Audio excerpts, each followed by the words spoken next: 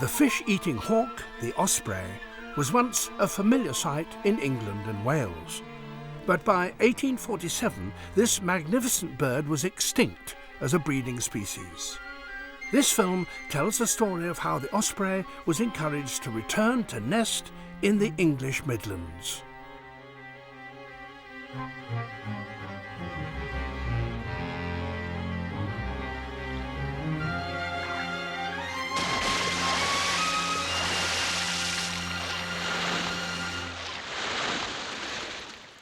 The osprey was never a bird with many friends.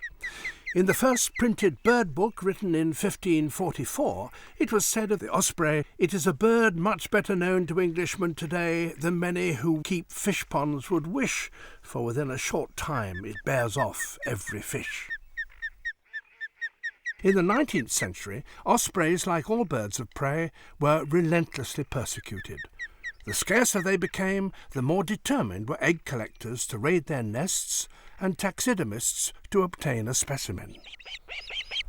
150 summers would pass before another osprey chick would hatch in central England, and all thanks to a huge engineering project. In 1975, the construction of an immense reservoir midway between Leicester and Peterborough was nearing completion.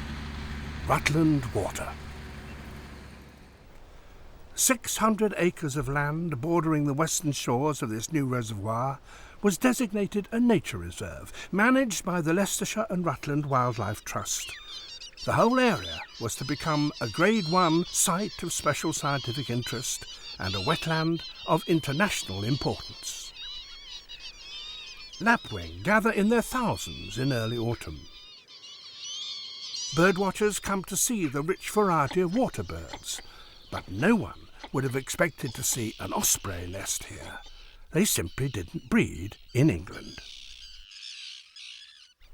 But this new expanse of water was soon discovered by passing ospreys, a convenient refuelling stop on their long migrations. It was quite surprising actually to see ospreys on migration. We rather thought that they would just charge straight through all the way up to Scotland or through to Sweden. And so it was very exciting to think that these birds were already locating this site. The osprey returned to Scotland to nest in the 1950s and created a sensation. The osprey became a celebrity. For most people, the kind of idea of ospreys are Lochgarten, where a pair nested in 1954. And since then in Scotland the numbers have increased to 160 pairs. People thought of them as a bird of the remote kind of Scottish glens. And that is so untrue, because once upon a time they nested over the whole of the British Isles, from the south coast, where they were called the mullet hawk, right out into Ireland and all the way through Europe. But they suffered intense persecution, probably mainly in the Middle Ages, when they competed with men for fish in fish ponds. And then we really had this period when they were thought to become extinct in Scotland in 1916-18, and then there may have been birds then on, but really the kind of recent history in the last century was from 1954, and then tremendous conservation by the RSPB in the Scottish Highlands. They've always preferred to live near other ospreys, so the expansion in Scotland was very slow, and they formed these loose colonies, whether it be on freshwater or on the tidal estuaries of the Murray Firth. And the spread was only on average about 4 kilometres per year, so the chance of them restoring themselves naturally to the whole of the British Isles was really very, very poor. But couldn't they be given a helping hand?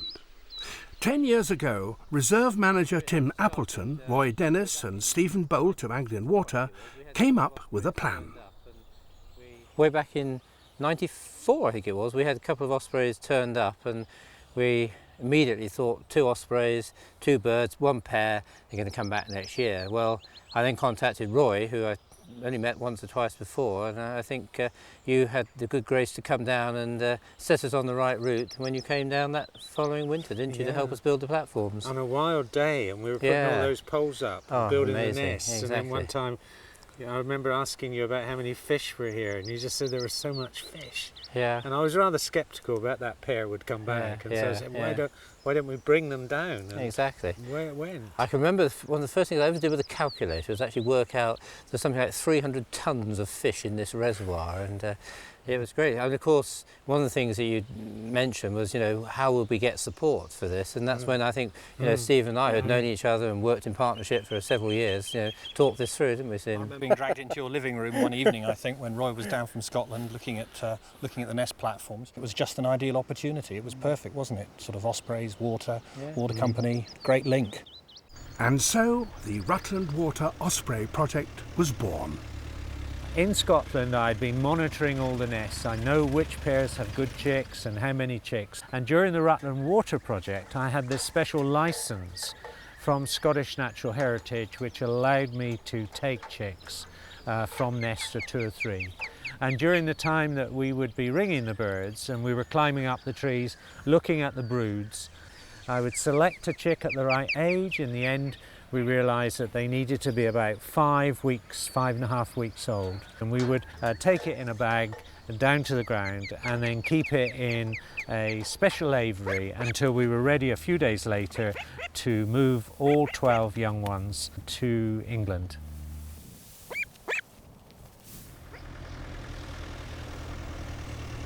July 1996, and the first osprey chicks arrive at Rutland Water from Scotland. They were driven down through the night to keep them cool. The Osprey reintroduction project had caught the public imagination, and the press was there to greet them. These are about five weeks old, these ones. That one's about 5 weeks. This is a historical day for bird of prey conservation, and any help that man can give birds of prey has got to be good news. These were the first of 64 chicks that would be brought to Rutland Water between 1996 and 2001. These birds have been in captivity in Scotland for 2 or 3 days as we collected them. They're feeding well. I'm very pleased with their progress, and as soon as all of you go, they're going to very quickly go into one of these seclusion cages, and then people will not be allowed near them until they fly. Osprey foster mother was Helen Dixon. I'm Helen. Oh, sorry. Being the mum. Yes, I have. Yes, for the last 3 or 4 days. How do you feel about looking after them for the next few weeks or whatever? I love it. They're really very characterful. So what we're trying to do with this project is to restore the bird to its original former range. And the best way of doing that, from the work that we've done with sea eagle and red kite in Scotland and with osprey in North America, is to move some of the birds when they're young. Research has shown that the males tend to be faithful to where they were reared, not necessarily where they were born, but where they were reared. So we're hoping in about 2 years' time they will actually come back here. Can we just give him a break now? Yeah. Roy. What he's doing there? Leicester Mercury, Mirror, couple of new dates.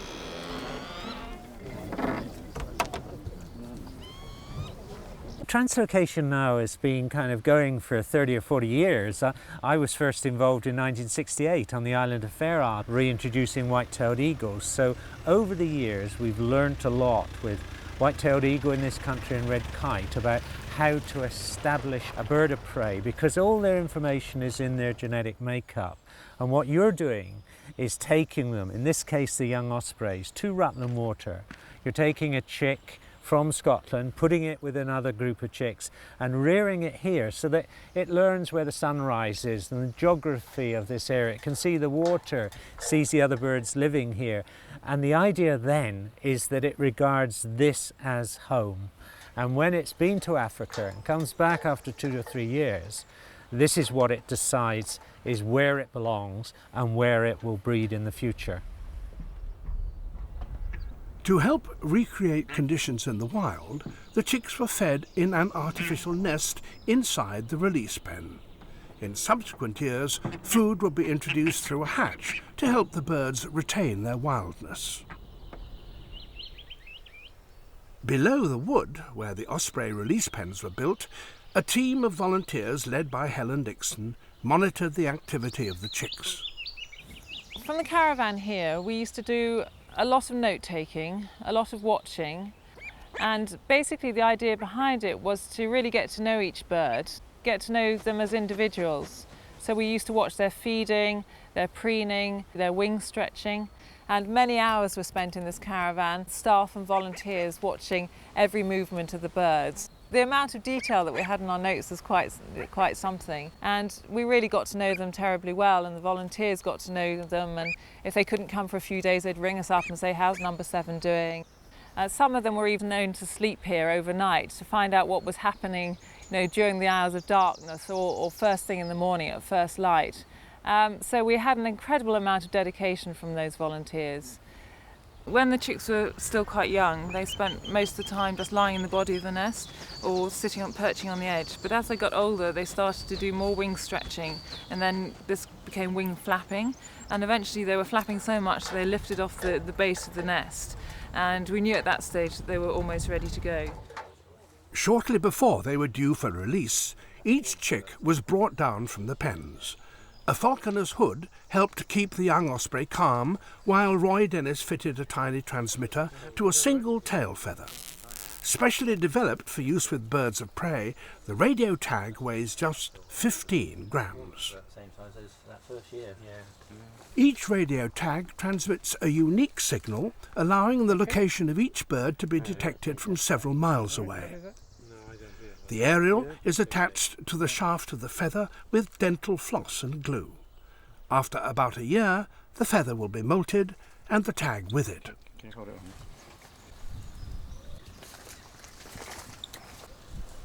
Some of the birds were also equipped with a satellite transmitter. The little transmitter fits on the back really like a tiny little rucksack and is then joined with a special tape which doesn't rot and is tied underneath here. And I'm always keen that these things don't stay on the birds once the data is collected, because in the end the battery runs out. And so underneath I sew it with pure cotton, and over several years the cotton rots and the little radio is released. So it fits over the back and the aerial sticks up at the back. It then sends a signal to the satellite which takes it back to the tracking station in France, and just on the laptop we can call up our information and see where the bird is, even just 3 or 4 hours before, somewhere in Africa, and there is our bird. It's incredible. Release day. For the Ospreys, it was the start of a great adventure. For the team, it was a tense moment. Would their young charges fly off immediately? How far would they go? Could they be found quickly enough if they got into difficulties? The young birds were obviously curious to see their familiar view, unhindered by chicken wire.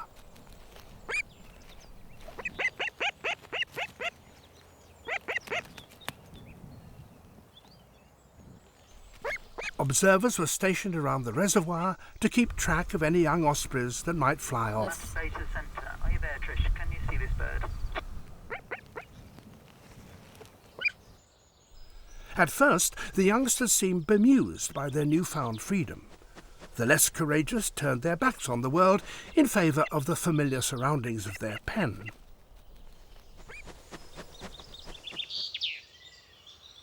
Some birds would fly out immediately, some would inch their way out to the front of the pens, and some would sit there for a good 36, 38 hours before they took to flight.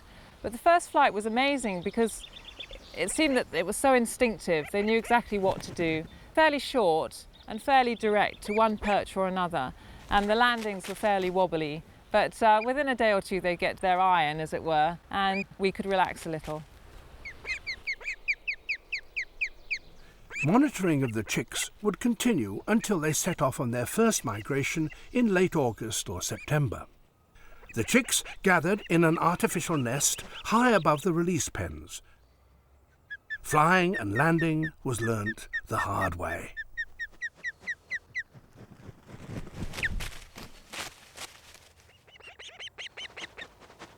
At least the young ospreys didn't have to learn to fish for themselves immediately.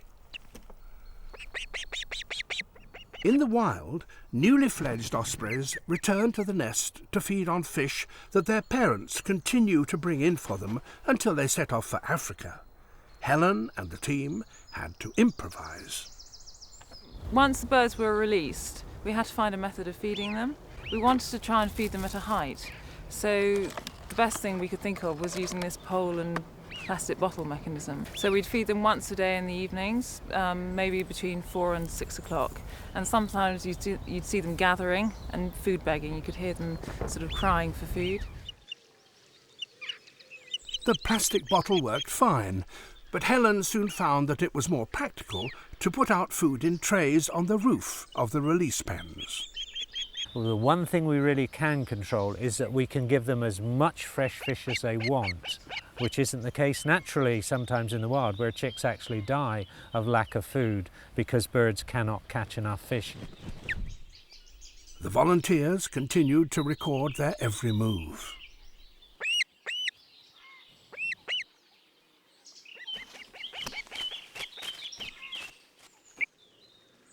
The radio tracking we've been doing ever since they've been released, and that was particularly important during the early stages when some of the birds unfortunately found themselves on the ground and really couldn't get up again because the vegetation was quite thick. So we had to lift up 1 or 2 of them and get them on their way again, or put them back in the release pen, and then a few days later they'd be off again and they'd be fine. The osprey watch continued from dawn to dusk. So they're really spreading from their central release position out to the margins of the reserve. They're really stretching. The young ospreys ranged ever further, exploring the reservoir and its surroundings, perhaps fixing local landmarks in their memories for their eventual return in 2 or more years' time.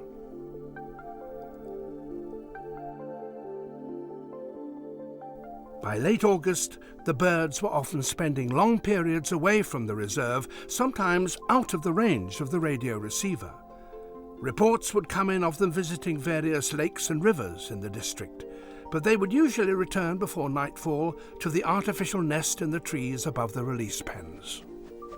There was this very distinct pattern of expansion into the territory, and you knew that within a few days they would actually go to a certain tree or a certain nest and then start exploring the woodlands beyond the reservoir. But for a while they stuck very close to the release site, actually, didn't they? Yeah.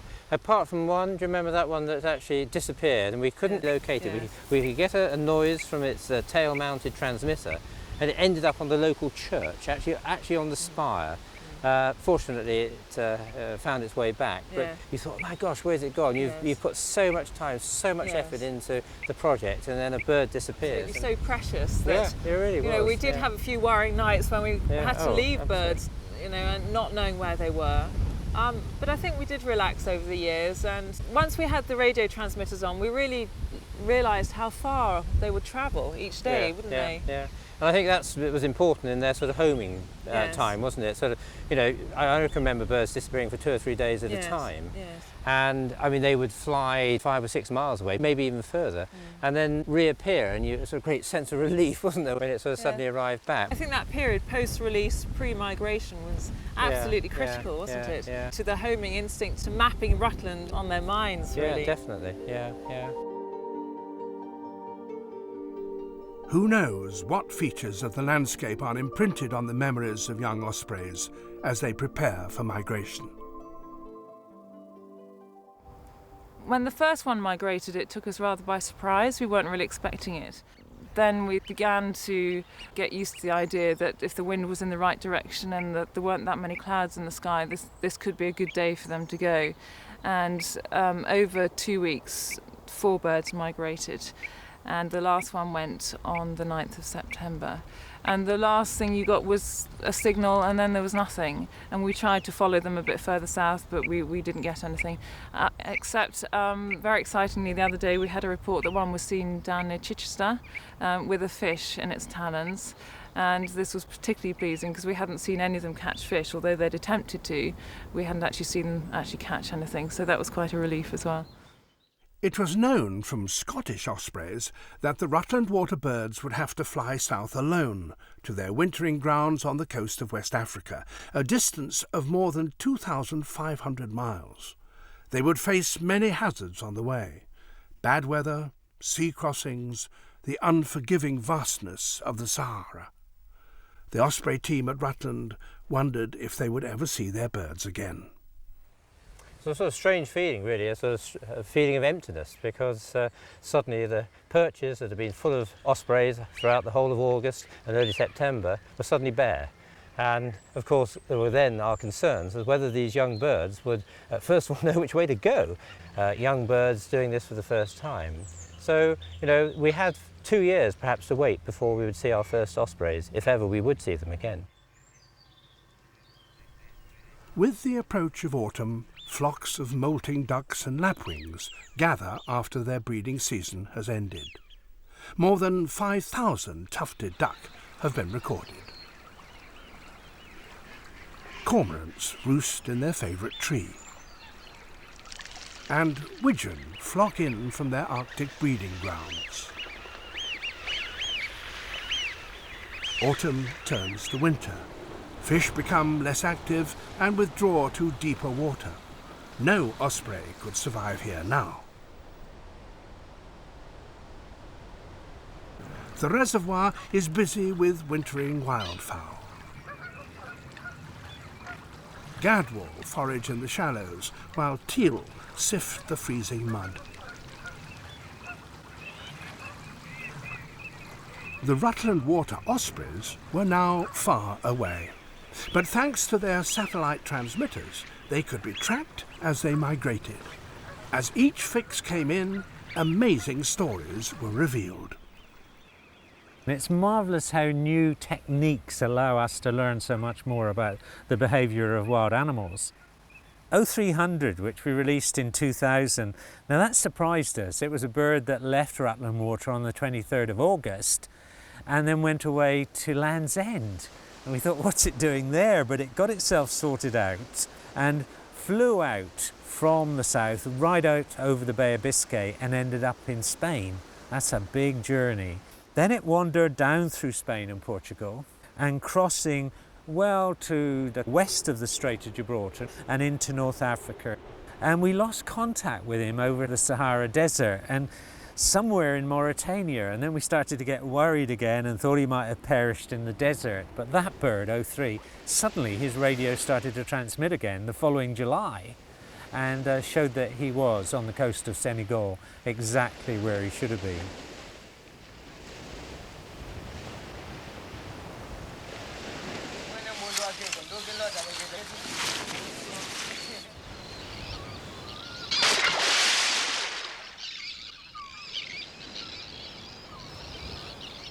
Bird 08 in the year 2000 was much more typical osprey migration. It set off, went through France, past the Pyrenees and down through Spain, on into Morocco, towards Mauritania, but not along the coast, and ended up in Senegal just 23 days after it had left Rutland Water. You know, we know the birds do it every year, but of course they're not individuals. And these birds were individuals. And we knew their kind of numbers and how they came from Scotland and they were reared here. And quite often you saw things happening and you thought, oh, the poor thing, it's got into the wrong weather situation, or it's now in a very bleak part of the Sahara Desert. And it was always a relief when suddenly there it is in Senegal or Mauritania or in Mali, and you know that it's reached big river systems or coastal marshes where there's plenty of food. But of course, migration is a difficult time and birds die. One poor dramatic bird nearly got to the north coast of Spain, and we could see that it had not made the coast. And we thought that bird had then died there, but it didn't. It carried on and of course missed Spain and was finally found floating in the sea off the Canary Islands. So that was a bird which had made this tremendous journey, but sadly had failed in the long run because it could not find land in time. As the data were received from the satellite tracking station, the positions of the migrating ospreys were plotted and then published on the project website. This real-time drama of migration prompted much interest from around the world. There's no doubt that satellite tracking is cutting-edge science. It's teaching us so much. How quick were their migrations? Where were their stopovers? Did they choose places where they could rest and feed up before continuing their migration? How did they cross the sea and what distances could they cross? And that really surprised us when we found that they could migrate from Ireland to Spain direct. That's an incredible migration. And then their journeys sometimes at night. We only thought originally they migrated during the day. And these long migrations over the Sahara to Senegal, and how accurate they were getting to these places. I'm talking now of the adult birds going back to exactly the same tree to winter in Africa. The satellite data really amazingly increased our knowledge of ospreys. Spring is in the air. It's April 1999 and the breeding season is already in full swing. But what of the ospreys? The first ones to be released had been away 2 years now and could be expected any time. The great crested grebes were busy with their elaborate courtship dance, but still no ospreys. Then, towards the end of May, when almost all hope had gone, triumph. I just opened one of our birdwatching centres, and from a distance I could see an osprey actually sitting on one of the perches we'd put out on the reservoir. Rushed home, picked up my telescope. I could see the white ring initially, and then after a while I was able to read the number. It was 0897. It was one of our birds. A second male turned up 2 weeks later. Well, when 0897 originally came back in 99, he spent most of that summer, I think, just getting to know the area. But the following year, he built a wonderful nest. You see him carrying huge sticks and lining the nest. He would find females. They were even seen mating. But they never stayed. They continued on, presumably further north, up into Scotland to breed. It's summer 2000. Rutland Water is vibrant with life. Dragonflies and damselflies deposit their eggs. Common terns nest on islands and rafts moored in the lagoons.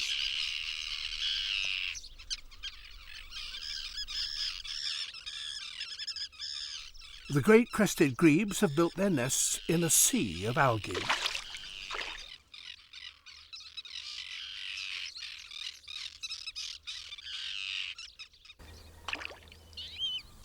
Coot already have young. Cormorants feed their chicks in a dense fringe of willows, but there was no sign of nesting ospreys. But then Tim Appleton made another thrilling discovery. Can you believe it's 4 years ago when we sort of came up this very same trail? And you'd been out the day before looking. That's right, with Martin. We'd scoured the woods, we felt, and of course here it is now, completely unmistakable. The very same gate, same position, looked out over, and I sort of scanned, started over right on the far side here, and then finally came across this extraordinary structure. I thought, oh God, it's a huge nest. But you know, I still didn't think of ospreys particularly. I think I thought of sort of buzzards probably. Yeah, yes. And you know, watched it for a few minutes. But then, of course, out of the skies came 03 with a huge stick, added it to the nest, and oh, I tell you, my excitement, the adrenaline was going. I couldn't wait to get back and tell you, because we didn't have a radio, didn't have a mobile phone. It was a race back through the woods, stung to death, I think, by every 8-foot stinging nettle that seemed to be leaping out at me. And what a fantastic location. Isn't it? A private landowner who is very keen to sort of support the project and ensure that, you know, the birds are kept quiet and safe. So yeah, it works really well for everybody. The male osprey, released in 1997, had first returned in 1999. He built this nest the following year. In 2001, his displays attracted the attention of a passing female, and that summer the first clutch of osprey eggs was laid. They had to be guarded night and day. There are still people whose main hobby is collecting eggs of rare birds. And we do know that osprey eggs are always amongst the top of the desirable eggs to have. During the period when the birds are sitting on eggs, which is 40 days, the police set up a special operation. This gives the volunteers who are here the confidence to know that if they see anything the least bit suspicious, the police will come straight away to support us. The ones who work through the night are our real stars. They spend 10 nights in this shed. It's very hard work. You spend 2 hours watching, 2 hours sleeping. It's been cold each time I've done it. The 2 hours watching is totally static. You can't allow your thoughts to wander, as you do in church. You sort of think, oh, you know, about this and that, and suddenly think, I haven't looked again. You look through night sights, which give a really lurid green haze to everything. And all you're doing is looking at one spot at the bottom of the nest tree, because that's where anything will be seen. If we weren't here, we feel pretty confident that these eggs would go.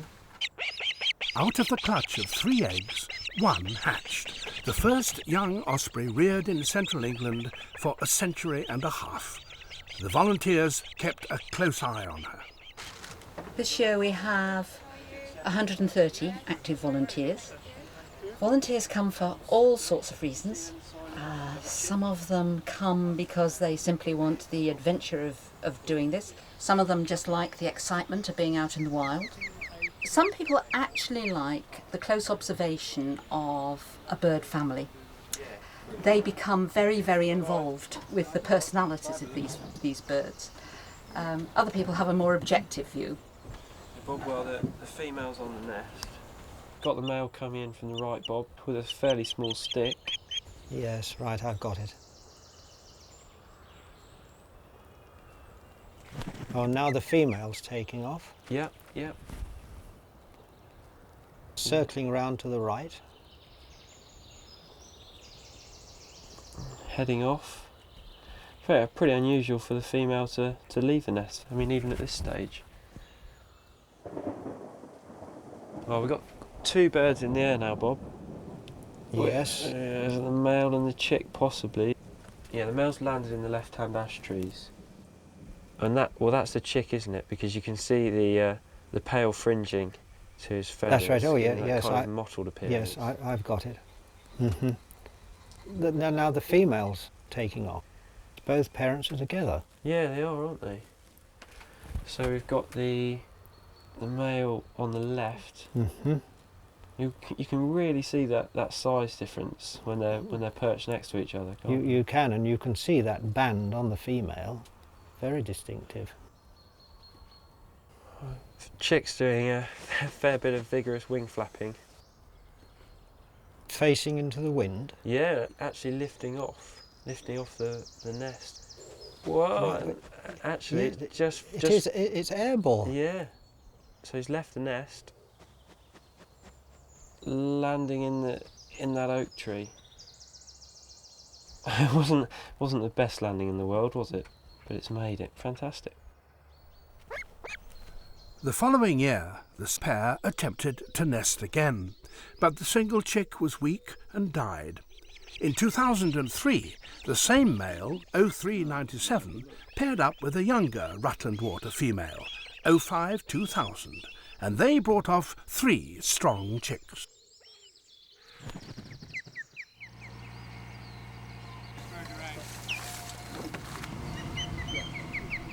With the help of local tree surgeons, the 3 chicks were brought down for ringing at 5.5 weeks old.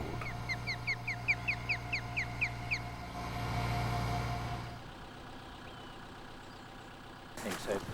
It's a wee walk down there, so if they come across. The parent birds circled, alarmed by the proceedings.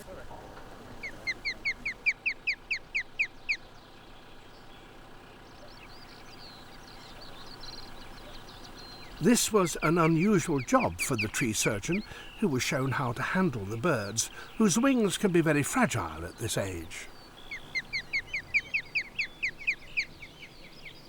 Okay, Gary. They're growing by the day. That's almost about the same. The chicks were weighed and their tail and wing feathers measured. They were then fitted with a standard metal BTO ring and a coloured ring which carries their number. 1656. Yeah, I'll go with that. The chicks were in fine condition. In another 5 weeks, they will have a 5-foot wingspan and be on their way to Africa, hopefully to return to Rutland Water in 2005. In the same year, 2003, another pair nested on a platform on farmland outside the reserve. Despite heavy rain, they raised 2 healthy chicks. The female, 0601, was a most remarkable bird. Released from Rutland Water in 2001, she only migrated as far as Portugal and then returned after spending just 1 summer away. Sadly, 0601 did not reappear in 2004.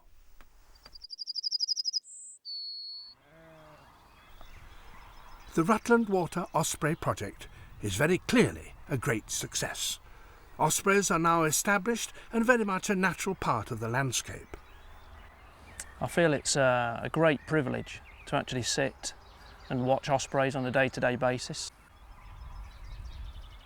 The bird that I'm sketching at the moment, 05, the female from the nest site, she's a 2000 release bird. She's got her back to me at the moment and she's just got some really nice strong sunlight just coming onto her left side, onto her left wing and her scapulars. She's just really, really nicely lit at the moment.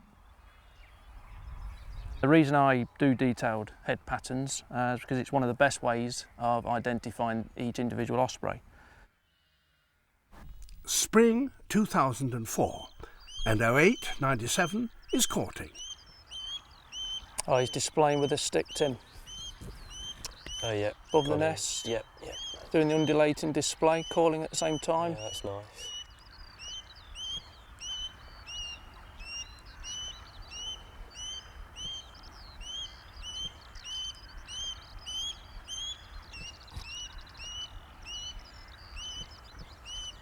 And the female's followed in as well. He's facing away. Yeah. She doesn't look too bothered, but he's got his wings open. So that's that kind of, that pre-copulation display. Certainly is. She doesn't look too interested though, does she? No. No. And he's flying off. He's going right. Obviously given up. Osprey Project field officers Tim Mackerel and John Wright are anxious to see if 7-year-old 0897 will at long last persuade a female to stay and breed. Now he's coming back down now. It looks like he's going to wash his feet. Okay, yep, got him. He's going to get rid of some of the fish scales off it. Yeah.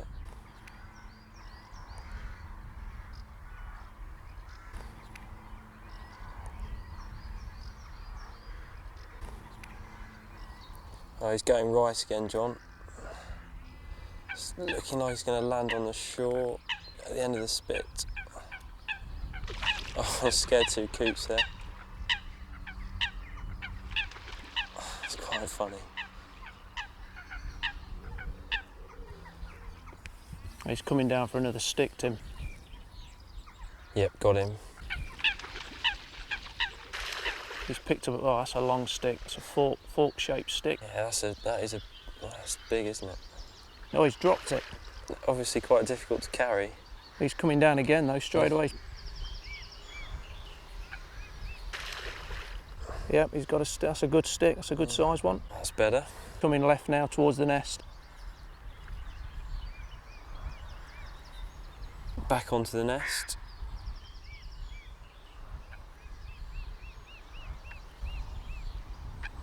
Female still just kind of looking unimpressed with everything, isn't she? Yeah, she is. You just wondered, don't you, whether these rooks and crows are gonna put him off. Yeah, put the female off. They could well do. They're very persistent, although they're only after fish, aren't they, really? Well, that's it. Oh, and that crow's really having a go at him. Certainly is.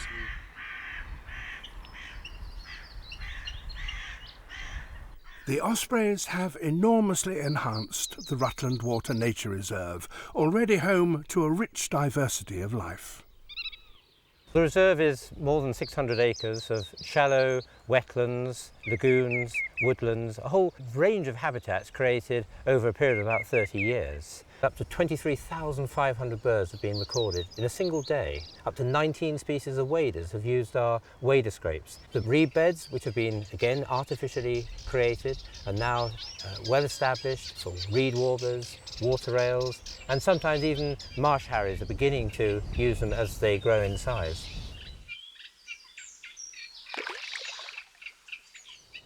When we inherited the reserve, we were very lucky that many of the surrounding fields were still unimproved. And over the years, as they've developed, the flowers have actually increased in those meadows, probably partly because of the way we manage them. We use traditional forms of farming through using old breeds of cattle, old breeds of sheep, cutting a much later hay crop. And we've noticed a tremendous change for certain species, particularly the tree sparrow, which has done awfully well at Rutland Water. 30 years after the reservoir was constructed, Rutland Water is enjoyed by thousands of visitors.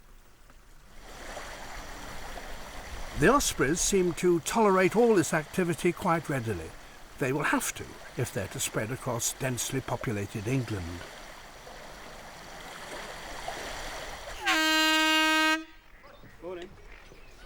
A fishing competition.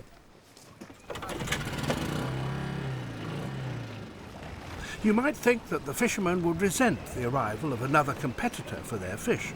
After all, they're not too keen on cormorants. Children from a nearby primary school, here to learn about the reservoir, also hope to see an osprey.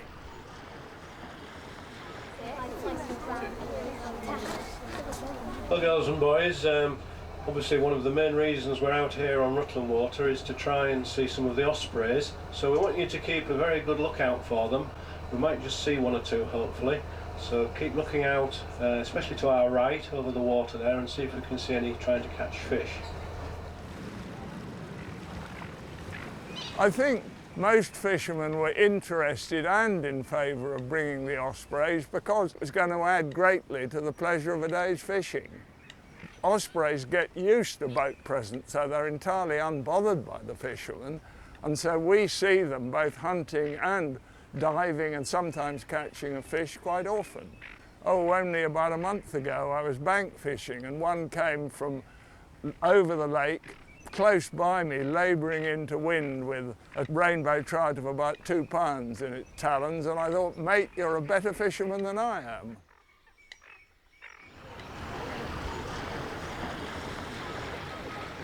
On the top of that tree over there. That is cool. Finally spotted one, flying away from us now. Quite a big bird, isn't it? Oh, big, isn't it? Yeah, that is big. It's like that long. Bigger. God, he's got a massive clod of weed here. Has he? Where is he? It's about 3 foot long to the right, flying right to left towards the nest. Yeah. Trailing behind him. He's really struggling to gain height with that. He's a huge piece. 2 shelled up just gone by. Yeah. He's out of my view at the moment. He's gone around the back of the trees. He's back out again, just to the right. God dear. Really struggling. Certainly is. You can see his bill. He's really panting. He's really struggling to get up. Yeah. He's getting up. He's got 4 crows after him now. 4 crows trailing him. It's making life even harder.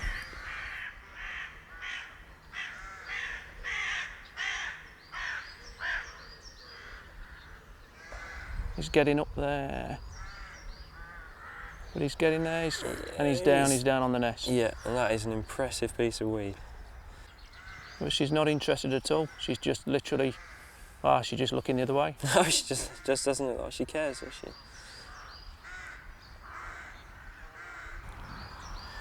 Male's taken off, John. Okay. It's trying to copulate again, but no, she's not having any of that. In No. fact, she's fallen off the nest. And she's gone, he's gone. A few days later, the female flew on to the north, leaving 0897 to his bachelor life. Well, of course, the project has become enormously successful. I guess nobody could have predicted what might have happened, but we've had a good number of birds coming back from the original releases. We've had several years now of very successful breeding. We've learnt a lot about bird migration which we didn't know before through the satellite tracking. And year upon year there's some new challenge or some new excitement, perhaps new nest sites, our original chicks returning. That will be another new milestone. So it's just a project that's going from strength to strength. Oh, it's been such a privilege to work with this project. Working along with our partners, Stephen from Anglian Water, Roy from the Highland Foundation, all working in collaboration towards what has now become one of the most successful reintroduction programmes ever undertaken in Britain. Well, it's been 10 years of tremendous excitement. I think patience has been one of the things you've had to have with this project, waiting for the birds to breed. I think it's brought maturity to the nature reserve and has been a wonderful experience. The Rutland Water project has been very significant indeed. You know, it's moved the birds a long way from northern Scotland right down here into the English Midlands.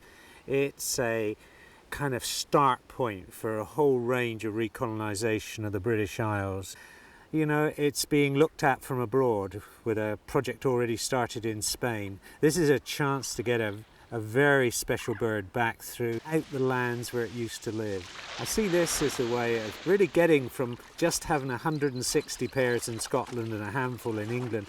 The future is that we should have over 1,000 pairs throughout the whole of the British Isles. You know, they will be nesting in the future on the River Thames, away into Ireland, down into Cornwall, in those places where historically, long ago, they used to live.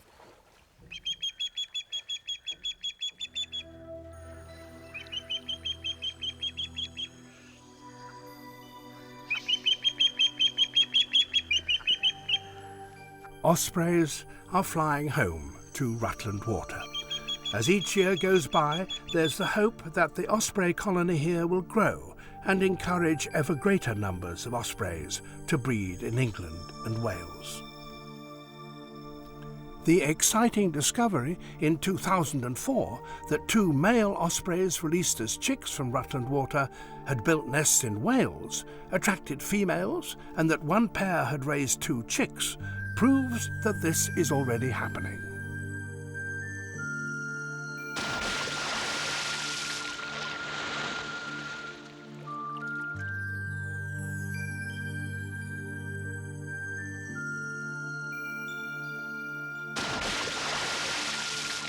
The return of the osprey to England and the success of the Rutland Water project is a small step along the road to reclaiming an important element of our lost wildlife heritage.